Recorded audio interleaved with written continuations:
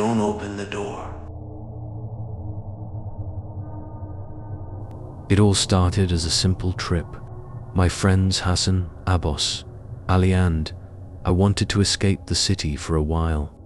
We needed a break, so we decided to visit a remote area with a dense forest, a place people rarely visited. From the start, I had a strange feeling, but I didn't want to be the coward who ruined the mood. We got into the car, played some music, and everything felt normal. The first weird thing happened when we stopped at the last gas station before the forest. There was an old man sitting on a worn-out chair, staring at us with an expressionless face. When we went inside to grab some supplies, we noticed him shaking his head slowly, as if warning us. Abbas approached him and asked, "Uncle, why are you looking at us like that?"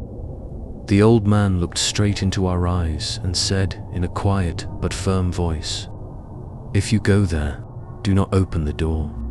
We exchanged quick glances and Abbas chuckled. "What door, old man? What are you talking about?" But the old man didn't answer. He simply turned his head away as if he had never spoken at all. We shrugged it off and continued on our way, completely unaware that his words would soon become our worst nightmare. We reached the edge of the forest just before sunset, but something felt off. The sky was supposed to be bright, yet the light seemed to dim unnaturally, as if we had stepped into another world. We drove around, searching for a good spot, until we found an old wooden house. It looked abandoned but still sturdy. It felt eerie, but we decided it was the best place to set up camp nearby. Curious, we went inside to explore. The air smelled of aged wood mixed with something else. Something I couldn't quite place, but it made my stomach tighten. The house was surprisingly well kept. The furniture was covered with white sheets, and the rooms were neatly arranged. At the end of a narrow hallway, there was a single black wooden door like any other part of the house. Abba smirked. Maybe this is the door the old man warned us about. None of us dared to touch it. As night fell, we cooked some food, joked around, and enjoyed ourselves. Everything was fine until around 2 a.m.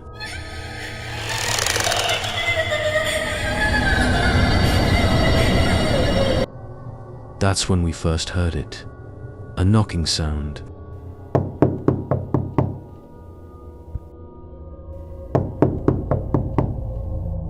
We froze, glancing at each other.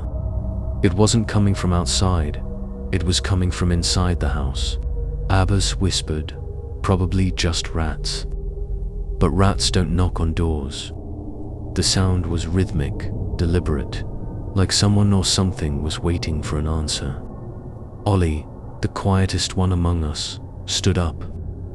"Do you guys hear something else?" We held our breath and listened. There it was, whispering.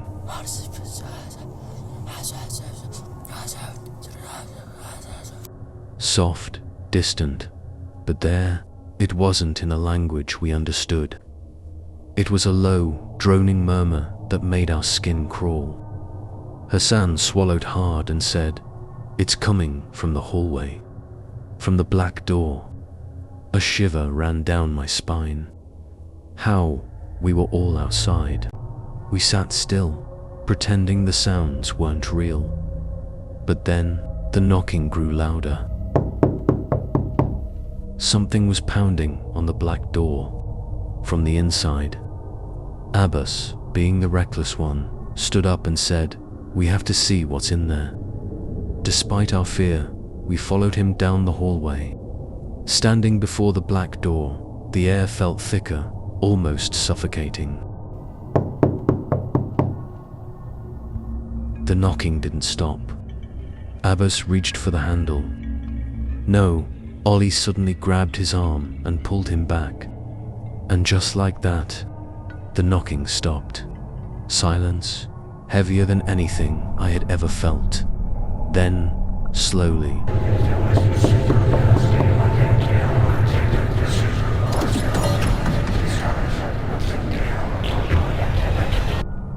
voice, low, raspy, inhuman, whispered from behind the door.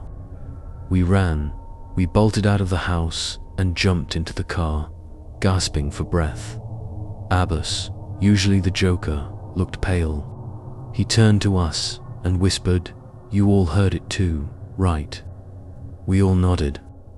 Something inside that house knew we were there, and it had been waiting.